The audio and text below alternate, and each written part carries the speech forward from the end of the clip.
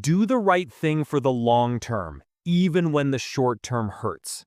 The line sits like a quiet commandment, one of those phrases that doesn't try to impress you because it was never meant for an audience. It was meant as instruction, a kind of internal calibration Michael Dell returned to again and again across his life. You can almost feel how the sentence matured with him, shifting from youthful instinct to seasoned conviction. And once you recognize how deeply this idea is wired into him, his entire life's trajectory becomes legible. You can track it through every major decision, building a company from his dorm room, taking on incumbents decades older and stronger, scaling a global manufacturing machine, watching it drift into bureaucracy, coming back to fix it, betting the company in a war with Wall Street, taking it private in the most complicated buyout of its era, then doubling down with the EMC deal, the largest technology acquisition in history. None of that makes sense unless you see the world the way he does. Long arcs, slow compounding, deliberate sacrifice, and the belief that the real payoff isn't immediate but structural. That phrase becomes even more interesting when you place it in the context of his childhood. He wasn't trying to win in the way people talk about winning today. He wasn't chasing attention or status. He was chasing leverage. Leverage in understanding, leverage in systems, leverage in mechanics. As a kid tearing apart radios and calculators, he wasn't performing curiosity. He was trying to understand how things worked so he could understand why they failed. There's a certain personality type that sees complexity not as intimidation but as invitation. Dell is unmistakably that type. And it's remarkable how early the pattern appears. The belief that if you grasp the underlying system, you gain control over your destiny. That's the foundational mental model for his entire life. When he starts assembling computers in his college dorm, he's not thinking about creating a global company. He's thinking about the inefficiency of middlemen. He sees a structure, notices what's slow, what's unnecessary, what could be eliminated, and then he acts. His advantage isn't brilliance, it's willingness. Willingness to break a pattern because the pattern makes no sense. Willingness to experiment because he trusts his understanding of the system more than the assumptions of the industry. And most importantly, willingness to endure discomfort now for strength later. As in working 20-hour days, assembling machines by hand, solving customer problems one call at a time.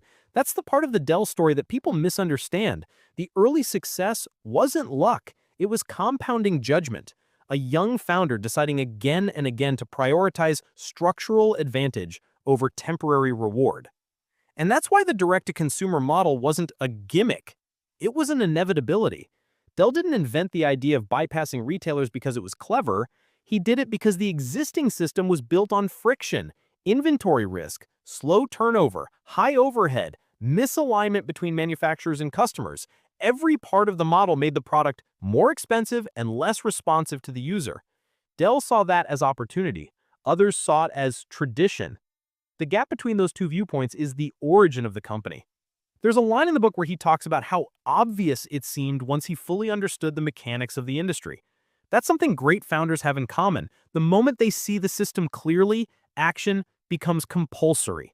You can sense that same internal drive in Rockefeller when he discovered the power of integration, in Jobs when he understood the computer as a bicycle for the mind, in Bezos when he realized that retail was a logistics problem disguised as commerce.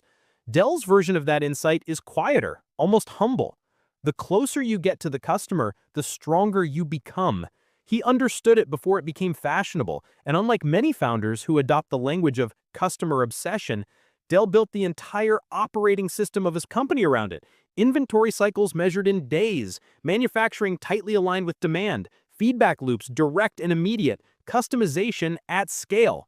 It's one thing to talk about listening to customers, it's another to design your business so you physically cannot ignore them. Beneath the operational discipline, there is something deeper, the belief that trust is an asset you can compound.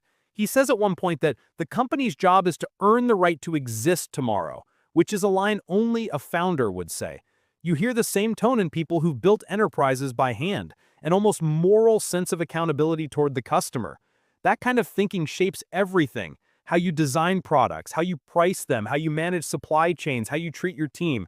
The famous Dell model wasn't financial engineering, it was philosophy disguised as process. As the company grows into a global force, Dell's personality still anchors the culture: calm intensity, analytical discipline, an aversion to drama, and a preference for clarity over noise. You can track his influence in how the company scales: fast, but not sloppy; ambitious, but not reckless; innovative, but not theatrical. He doesn't seek the spotlight, doesn't chase the visionary label, doesn't operate with the ego-forward posture that Silicon Valley later glamorized. He builds like a craftsman, quietly, methodically, relentlessly. And then the machine that once felt so responsive starts to slow down. Bureaucracy grows, layers accumulate, the company loses speed. Culture becomes diluted. Dell himself feels like an outsider inside the organization he created. That's when the opening quote becomes more than philosophy, it becomes instruction. You see him wrestling with the realization that the company is drifting in ways that can't be fixed by memo or suggestion. The founder's dilemma appears in full. The organization no longer reflects the intent of the person who built it. And the emotional cost is real. He steps away as CEO not because he wants to, but because he believes someone else might restore what he feels slipping away. But stepping away doesn't solve the problem. It makes it visible. And this is where the story shifts from growth narrative to diagnostic narrative. Dell begins seeing patterns he doesn't like: slower decisions, weaker accountability, distance from the customer, political behavior, tolerance for mediocrity. These symptoms aren't unique to Dell. They're what happens when a company forgets the principles that made it strong. But what's rare is a founder who actually steps back into the fire to fix them. Most founders can't. Most founders won't. CEO is Dell not does. triumphant, it's clinical. He doesn't come back to be celebrated. He comes back because the system is failing, and he understands the system better than anyone. This is the moment when the opening quote becomes literal. Doing the right thing for the long term means walking back into a declining company knowing the next phase will require painful change. It will require firing people who once helped build the place.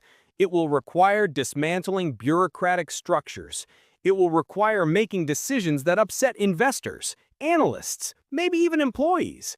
It will require a kind of emotional distance that most leaders don't possess. But he does, because he's not driven by comfort. He's driven by structural integrity. You can feel the psychological gravity of this period. His tone becomes firmer, more direct, more insistent on fundamentals: speed, clarity, customer focus, operational honesty. He doesn't try to inspire, he tries to realign. There's a huge difference. Inspiration is temporary, alignment is structural. This is also the phase where he starts to see the limits of the public markets. Wall Street wants predictability. It wants smooth numbers. It wants guidance. It wants stability. But transformation is messy. It is inherently lumpy. If you're trying to reinvent a multi-billion-dollar business, your quarterly results will not tell a pretty story. And if you're fighting analysts instead of focusing on customers, you've lost before the game starts.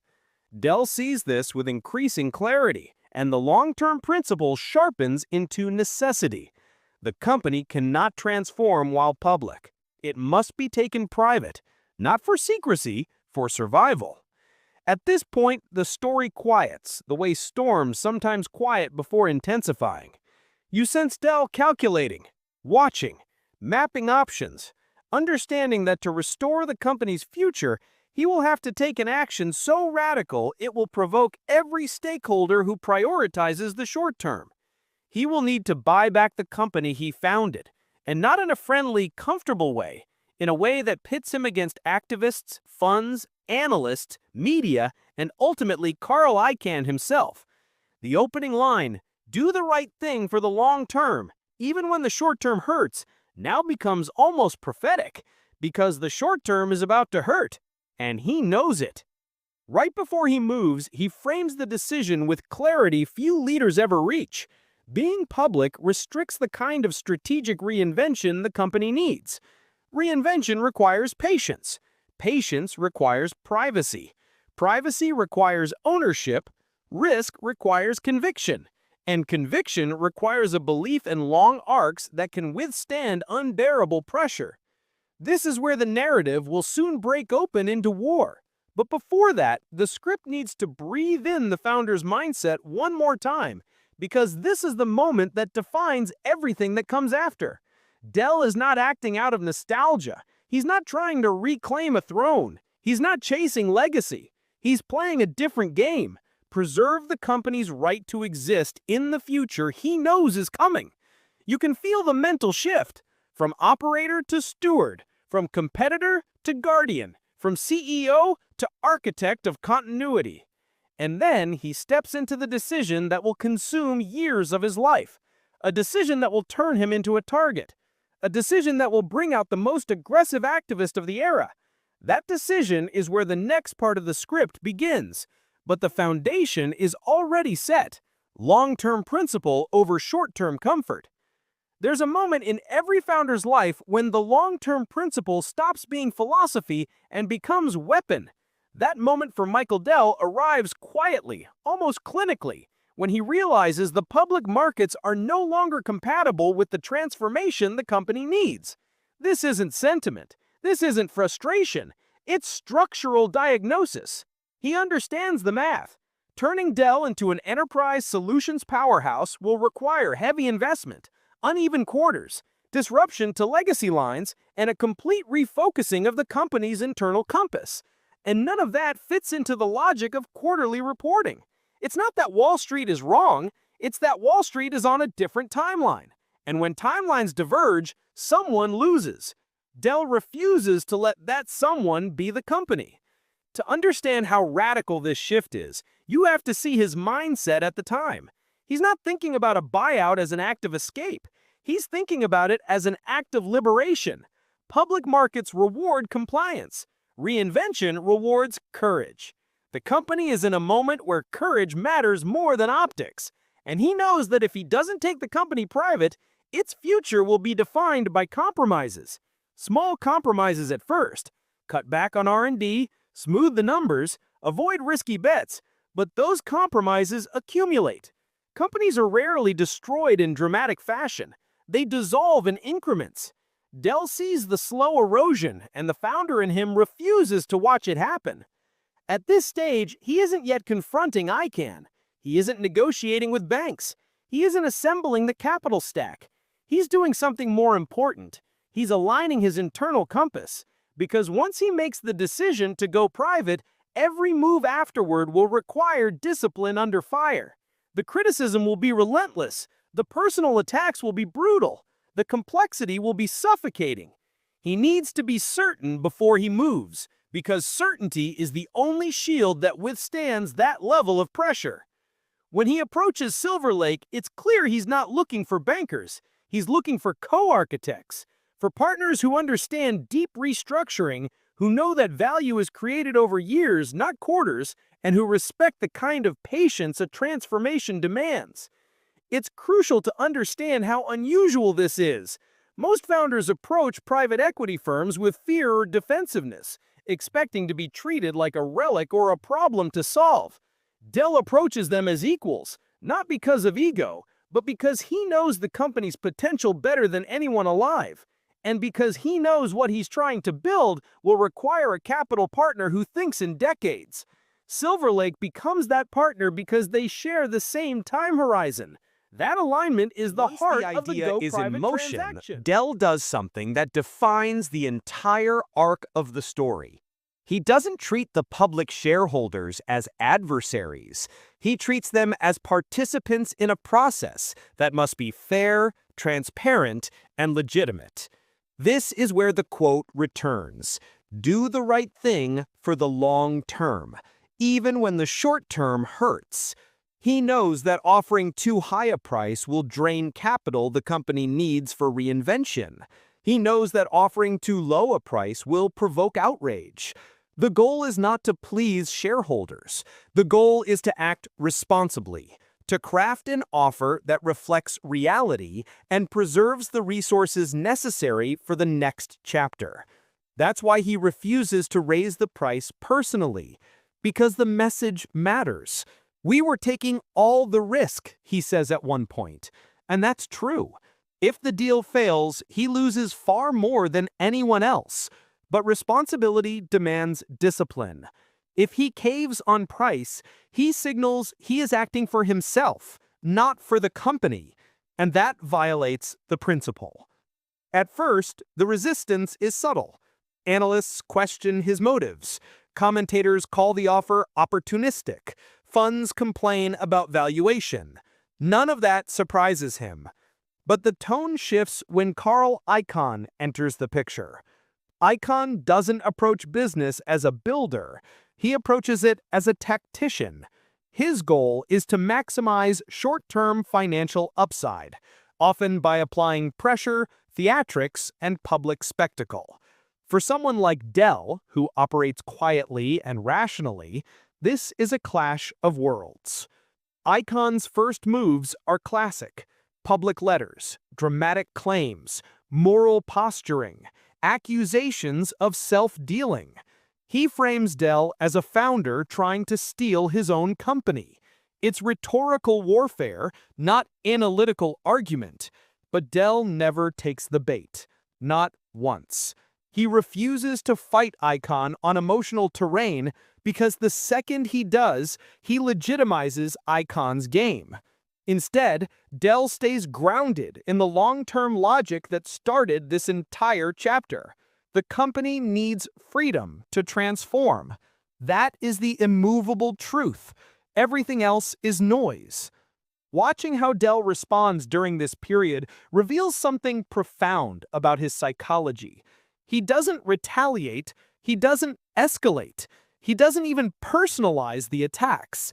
He simply continues moving forward with the plan, making decisions based on structure and principle.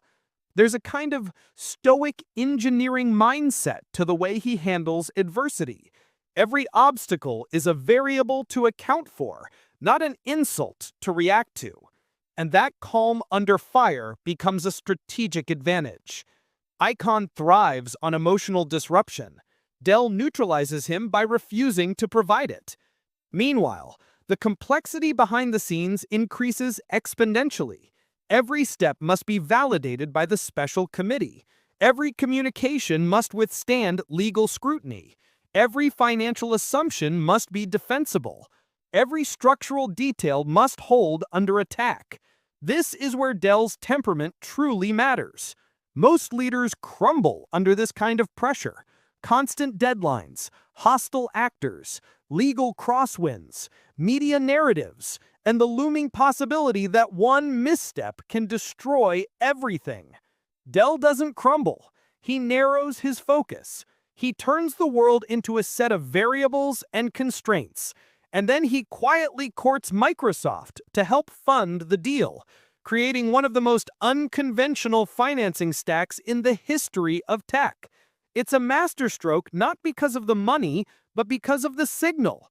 If a company like Microsoft believes in the reinvention of Dell, the skeptics lose moral leverage. Icahn intensifies his campaign. More letters, more accusations, more drama. But the most telling part of the story is what Dell chooses not to do. He doesn't respond in kind. He doesn't wage a PR war. He doesn't craft emotionally charged rebuttals. He simply continues to execute. That's not passivity, that's strategic discipline. The long-term mindset, do the right thing even when the short-term hurts, becomes a tactical weapon. Icahn is fighting for the news cycle. Dell is fighting for the next decade.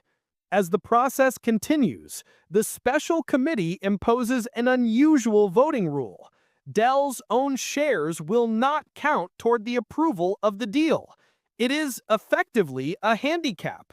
But instead of contesting it, he accepts the constraint, because he knows that winning under that rule, winning without counting a single one of his own shares, will give the deal moral legitimacy. That's another example of long-term thinking exercised through short-term pain. He chooses the path that will hurt now, but strengthen the company later. And it works. When the vote comes, he wins.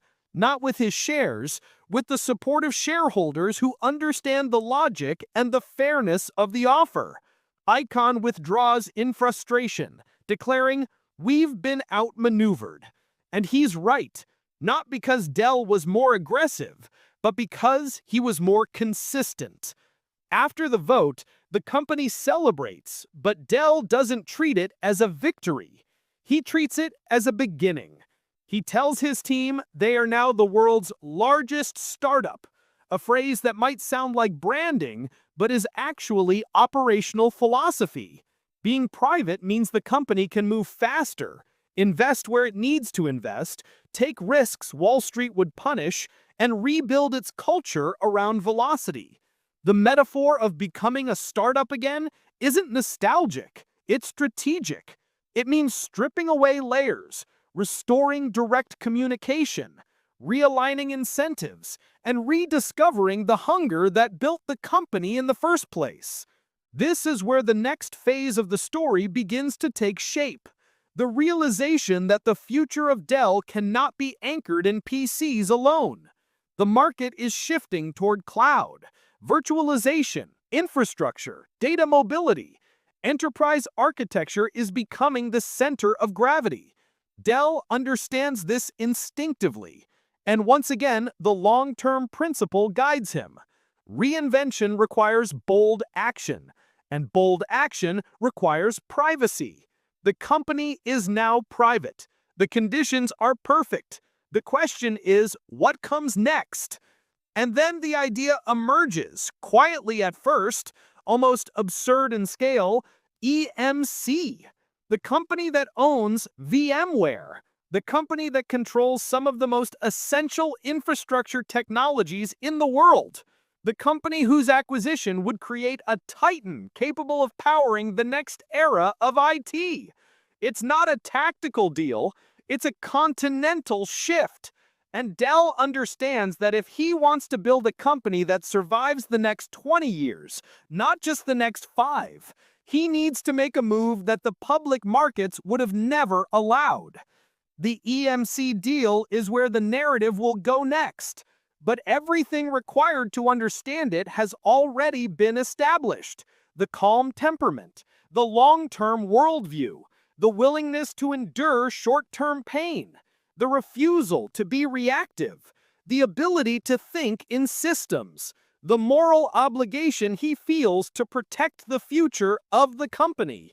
These traits don't just prepare him for the EMC acquisition, they make it inevitable.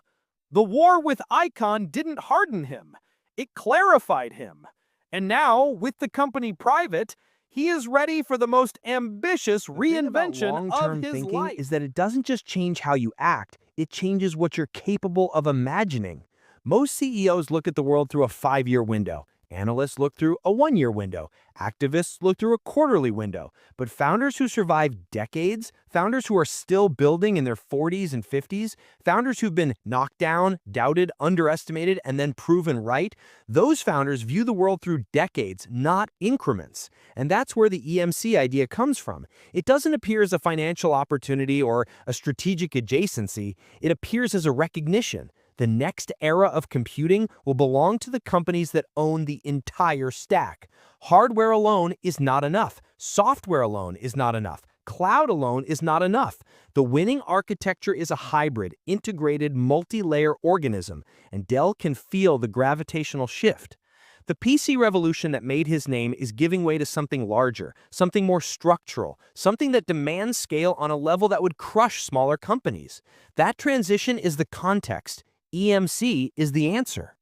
You can sense the magnitude of the idea even in its earliest form. EMC isn't just another acquisition target, it's a fortress, an empire in its own right. It owns VMware, which is practically the neural layer of modern enterprise computing. It holds deep relationships with the biggest customers in the world. It has decades of accumulated trust with CIOs, CTOs, and global infrastructure leaders. And it has something Dell values above almost anything else: recurring relevance. Not fashion, not hype, relevance. That's why the idea feels both impossible and inevitable. Impossible because no public company could justify the leverage required to buy EMC. Impossible because no board would approve it while staring down analyst commentary about balance sheet risk. Impossible because Wall Street would treat the deal like financial heresy. but inevitable because Dell can see the future architecture forming, and he knows the window to seize it is small. And here's where the long-term principle becomes a strategic filter. If the deal builds a foundation for decades, temporary pain becomes irrelevant. It's worth pausing to understand how rare this thinking is. Most CEOs optimize the company they have. Very few re-architect the company they need to become. Even fewer attempt that re-architecture at global scale, and almost none attempted after having just survived a brutal activist campaign. But that's exactly what Dell does. The privatization, in his mind, wasn't the destination. It was step one. It was the removal of constraints. It was the clearing of the chessboard. Once the company is private, Dell can think clearly. He can think structurally. He can think without a mob of analysts second-guessing every movement. And what he sees is simple. To win the next era, Dell must transform from a hardware manufacturer into a full-spectrum infrastructure and cloud solutions provider. And to do that, he needs EMC, not as an add-on, not as a trophy, as a central pillar. When Dell initiates the earliest conversations, he brings with him that same calm that carried him through the Icahn War. He isn't trying to force anything. He isn't trying to impress anyone. He's trying to understand whether Joe Tucci sees the world the same way he does. It's a meeting of two industrial architects, not two executives. And when they talk, there's no theatrics, no power posturing, just mutual recognition that the market is shifting beneath their feet. EMC has the software and enterprise credibility. Dell has the scale, supply chain, customer base, and operating discipline. Together they form something close to indestructible. But seeing the opportunity is one thing, acting on it is another. The numbers are staggering. The financial structure required borders on insane. The integration risk is massive. The scrutiny, even as a private company, would be intense. Yet Dell moves forward anyway because the long-term logic is overwhelming. The next 20 years demand scale, portfolio breadth, and control of critical infrastructure layers. He knows that if he doesn't make the move now, someone else will, and even if they don't, the cost of waiting will be catastrophic. This is where his temperament becomes a strategic asset again. To orchestrate a deal of this magnitude, you need emotional neutrality. You need the ability to make decisions without being destabilized by risk. You need the clarity to see complexity without being overwhelmed by it. Dell has all of that. He has spent his entire career making decisions that don't make sense to the short-term mind. Starting a company at 19, dismantling the retail middleman, competing against giants with deeper pockets, returning as CEO when others would have retired, taking his company private in the face of open hostility. Every one of those decisions trained him for this one. The financing stack is a masterpiece of engineering. It's not elegant in the aesthetic sense. It's elegant in the structural sense. Layers of debt, contributions from Silver Lake, rollover equity, and a tracking stock designed to preserve VMware's independence. Most companies would collapse under the complexity. Dell thrives in it because complexity, when understood properly, becomes advantage. Competitors can't copy what they can't comprehend, and the public markets can't punish what they can't vote on. The timing of the deal is equally important. The company is still settling into its private identity. There's momentum, but also fragility. The cultural reset is underway. The organization is relearning how to move fast, and Dell knows that culture becomes destiny. If he waits too long, the window closes. The hunger fades. The team adapts to a new comfort zone. By acting now, he forces the organization to stretch, to evolve, to operate at a level most global companies never reach. Throughout this period, one pattern becomes unmistakable. Dell doesn't think like a man protecting an empire. He thinks like a man building one. And that difference matters. Protectors avoid risk. Builders embrace it. Protectors defend what they have. Builders extend what's possible. Protectors focus on downside. Builders focus on trajectory. You see it in every decision he makes here. He's not buying EMC to secure today. He's buying EMC He never to falls dominate into the tomorrow. trap of romanticizing scale. He knows that bigger means more fragile if the culture is wrong. He knows that integration kills more acquisitions than financing ever has. He knows that EMC is not a plug-and-play asset. It's a tiger, and you can't take the stripes off a tiger. The point isn't to tame EMC, it's to align with it, to build a system where its strengths complement Dell's without tearing each other apart. That requires humility. Real humility, not performative humility. The kind that acknowledges what the other side knows better than you do. This integration mindset, humble, precise, grounded, is what enables the deal to work. Dell doesn't impose identity. He invites alignment. He doesn't force structure. He designs compatibility. He doesn't pretend culture doesn't matter. He treats culture as the core technology. That's why the combined company becomes something genuinely new. Not Dell with add-ons, not EMC absorbed, something re-architected from the inside out. This is where the magnitude of what Dell is doing becomes clear. Most leaders make decisions based on what they can justify. Dell makes decisions based on what the future will require. It's a completely different form of reasoning. It's not defensive, it's generative. He's not asking, what will the market think? He's asking, what will the world need? That question has no quarterly answer. It only has a long-term one. And that brings us back to the opening quote. To do the right thing for the long term, you must be willing to look unreasonable in the moment. Dell understands that better than almost any founder alive. The privatization looked unreasonable. The EMC deal looked unreasonable. The debt load looked unreasonable. The scale looked unreasonable. But long-term thinkers don't measure decisions by immediate reaction. They measure them by eventual inevitability. And Dell's moves, in hindsight, look inevitable. Not because they were safe, but because they were true to the logic of the future. As the EMC deal moves forward, the internal atmosphere at Dell shifts. There's a sense of controlled audacity, a recognition that they are doing something only possible because they chose the longer, harder path.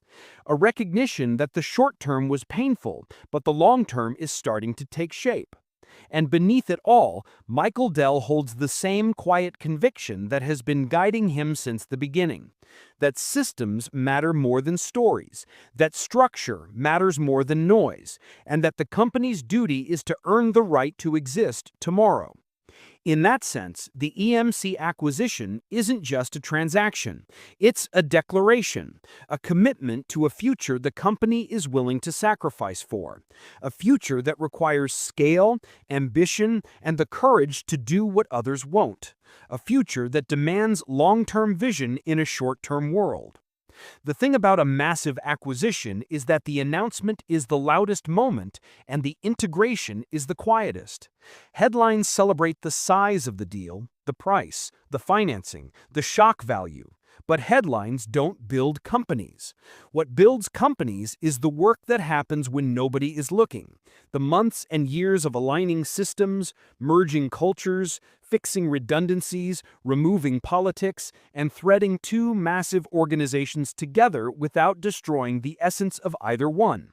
That is where most mergers fail, and it's where Michael Dell becomes even more interesting. Because he approaches integration the same way he approached the go-private battle, calmly, analytically, and with a ruthless commitment to the long-term architecture.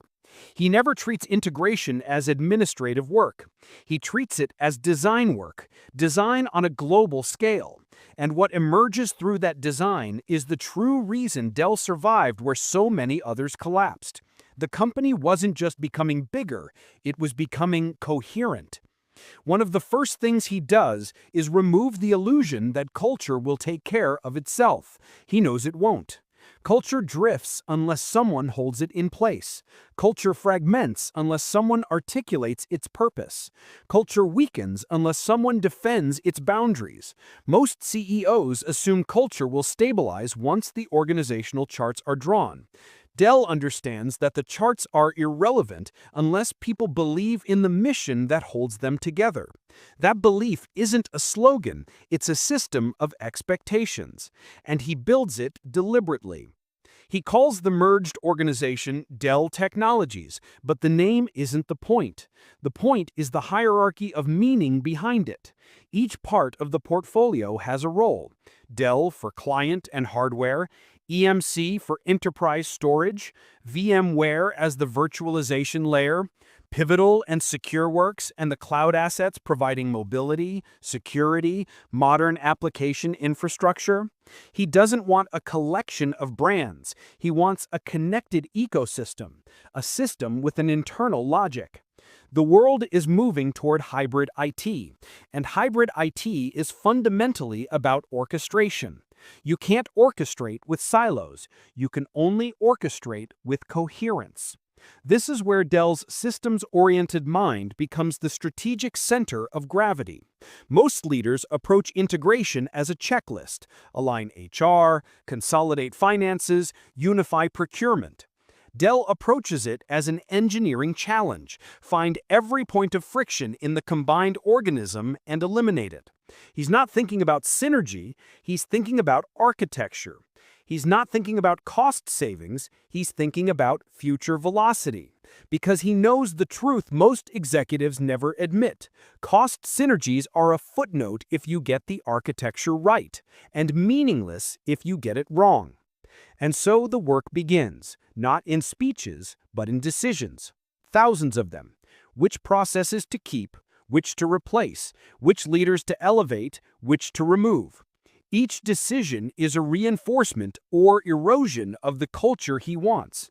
Each decision signals what the new company values: velocity or caution, accountability or ambiguity, customer obsession or internal politics. It's in these decisions, not the deal announcement, that Dell Technologies is actually built.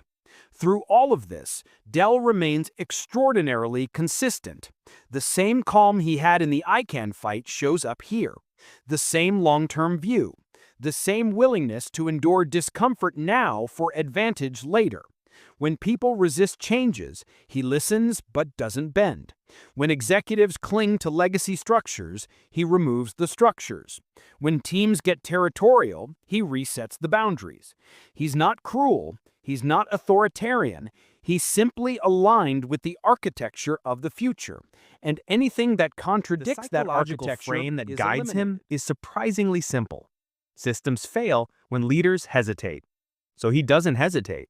He moves with the conviction of someone who's seen this pattern play out in multiple eras: early PC days, global scaling, public company slowdown, bureaucratic drift, privatization battle. Every phase of his career has taught him that consistency beats theatrics, that clarity beats charisma, that long-term integrity beats short-term validation. And those lessons harden into instinct. One of the most revealing parts of this era is how Dell treats talent. He doesn't romanticize leadership. He doesn't assume people can scale just because they were around in the early days. He knows that the skills required to build a company are not the same skills required to run a global infrastructure empire. Where most founders default to loyalty, he defaults to capability. That's not coldness, it's clarity. Loyalty is emotional, capability is structural. And he is building structure. You see it in how he selects lieutenants, operators, integrators, strategists who think across systems rather than inside silos. People who don't need to be celebrated to be effective. People who prioritize execution over theater. And this is not an accident, it's design. Inside the organization, the shift becomes tangible. Decision-making gets faster. Internal clarity improves. Teams understand why priorities exist, not just what they are. There's an emerging coherence that wasn't possible when Dell and EMC were separate entities. And that coherence becomes a competitive advantage. In a world where enterprises are drowning in complexity, public cloud, private cloud, multi-cloud, security threats, data mobility, virtualization, containerization, edge computing, most technology vendors offer pieces. Dell Technologies offers structure.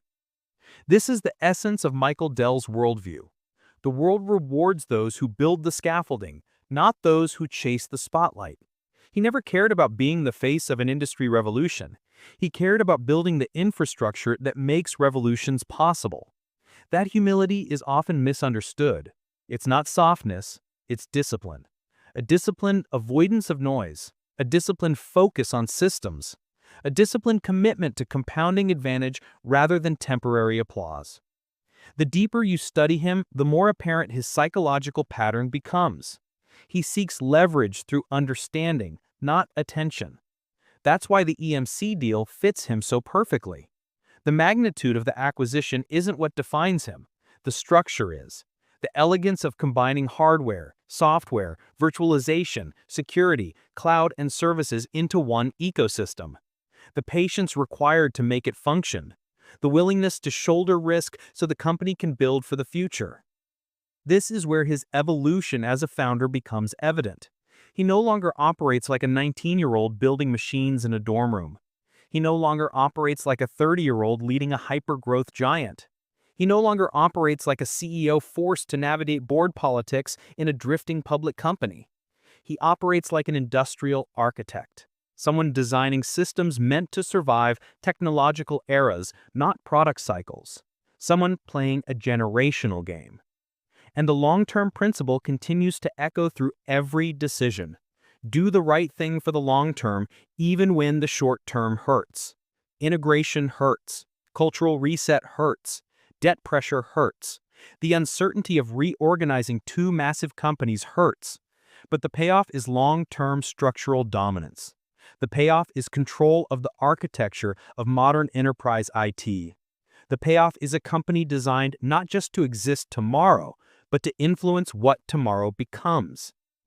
As Dell Technologies stabilizes, the company reveals something rare: coherence at scale. Very few organizations achieve that. Many achieve scale, many achieve coherence. Almost none achieve both. But Dell does because coherence was the goal from the beginning. The acquisition wasn't about building the biggest technology company, it was about building the most structurally integrated one. Scale was a byproduct, coherence was the intention. And beneath that coherence is Dell himself, a founder who has learned to be both patient and relentless, both calm and forceful, both humble and ambitious. A founder who has evolved from builder to operator to restorer to strategist to architect. That evolution is what allows the company to evolve with him. He doesn't demand loyalty, he demands alignment. He doesn't demand obedience, he demands clarity. And clarity, when practiced relentlessly, becomes culture. The EMC deal was the high point of risk, but the integration is the high point of discipline. And that discipline becomes the foundation for everything that comes next. The story now shifts toward the final arc, the psychological maturation, the lessons extracted from decades of compounding decisions, and the ultimate philosophy that emerges from a lifetime of doing the right thing for the long term. There comes a point in a founder's life when the external battles stop being the dominant story. The activist wars, the reinventions, the global expansions, the acquisitions, those were chapters, not identity. What lasts is the internal architecture, the mental systems that guided every move. And this is where Michael Dell becomes most compelling, because his worldview, shaped over 40 years of building, mirrors the very infrastructure he creates.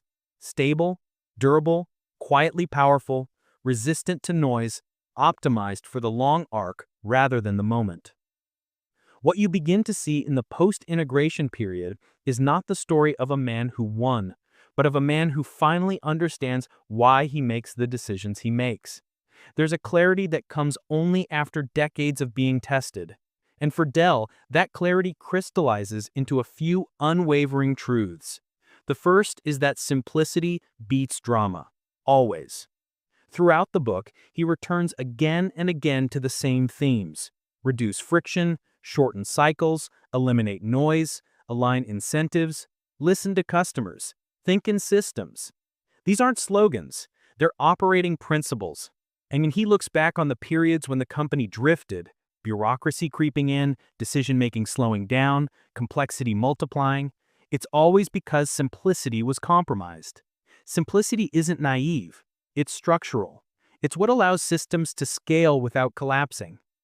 The second truth is that long-term consistency is a superpower. Most leaders oscillate. They react to markets, to pressure, to critics, to mood. Dell doesn't oscillate. His temperament stays remarkably stable across decades. Calm in crisis, measured in conflict, unemotional in negotiation, focused in strategy. This isn't detachment, it's discipline. He knows that when a leader's emotions fluctuate, the organization's identity fluctuates with them. But when the leader's internal architecture is consistent, the company becomes consistent.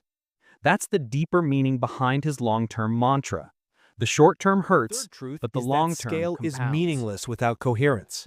You can grow without thinking. You can expand without integrating. You can acquire without aligning. But those companies, no matter how big, eventually fracture. Dell Technologies succeeds in a space where countless giants failed, not because it grew, but because it unified. Coherence is the invisible competitive advantage, and creating coherence requires leadership that sees across layers, not just the product layer, but the cultural, structural, financial, and psychological layers too.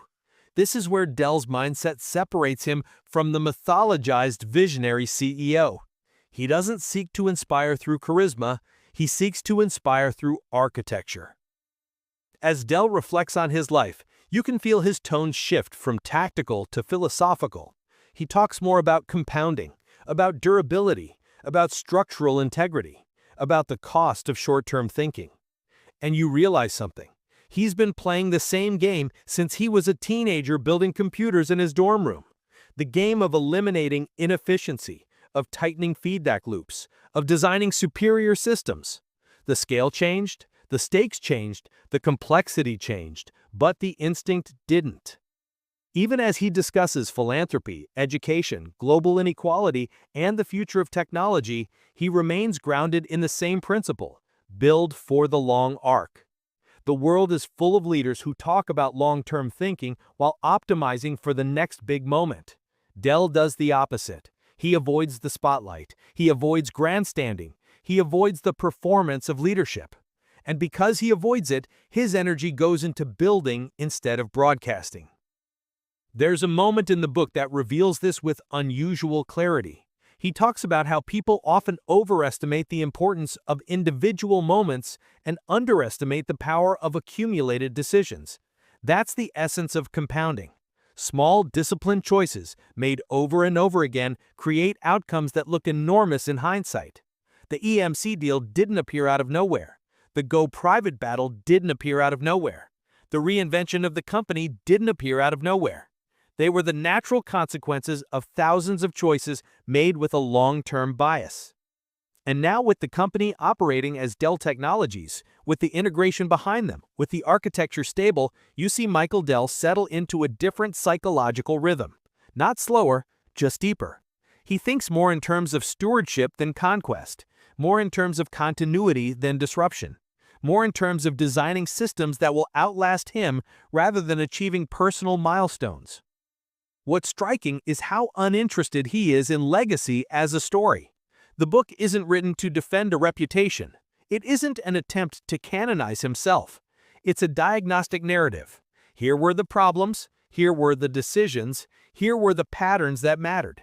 It reads like the notes of an operator who wants future leaders to understand the underlying mechanics, not the headlines. That's why the book, and his life, keeps returning to the same idea. Because long-term thinking isn't just a philosophy. It's a discipline, a habit, a way of moving through the world with consistency. And the pain it requires, the short-term pain he mentions in the quote, is not optional. It is the price of clarity. Every major turning point in his life demanded discomfort.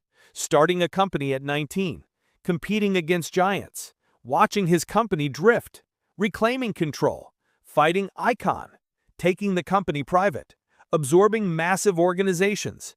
These were not comfortable decisions, but they were necessary ones. And necessity is where long-term thinkers live. The mature Michael Dell understands that greatness is not built from bold moments, but what you refuse to compromise on. He could compromise on praise. He could compromise on status. He could compromise on what analysts thought. He could compromise on looking good in the short term, but he would never compromise on the architecture that the future required.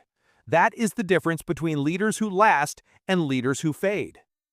As the book draws near its end, the tone becomes almost serene, not triumphant, not sentimental, just clear. He spent decades building something that will survive technological eras. And he knows that survival doesn't come from one brilliant idea, it comes from compounding alignment between principle and action. Very few founders reach that state. Even fewer hold it. But Dell does because he built his internal operating system on the same foundation he built his company: slow compounding, structural clarity, long-term integrity. And then the loop closes. You see the opening line again, not just as a quote, but as a lived truth. Do the right thing for the long term, even when the short term hurts. The line lands differently now. At the beginning, it sounded like strategy. In the middle, it felt like armor. Now, at the end, it feels like identity. The line isn't just a mantra. It's the architecture that held him steady through every era of his life. If you step back, you notice something beautiful. The story of Michael Dell is the story of someone who built systems, machines, companies, cultures, deals, organizations, but ultimately built himself into a system too. A system defined by clarity, patience, and precision. A system resistant to noise. A system optimized for endurance. A system capable of navigating complexity without losing its center. That's the real lesson, the one hidden beneath all the business analysis and strategic brilliance. Long-term thinking is not about prediction. It's about character. Anyone can talk about the future. Very few build for it. Fewer still sacrifice for it. And almost none build institutions that can survive without them. Dell did, and he did it by making the same decision every day, in every era, under every pressure.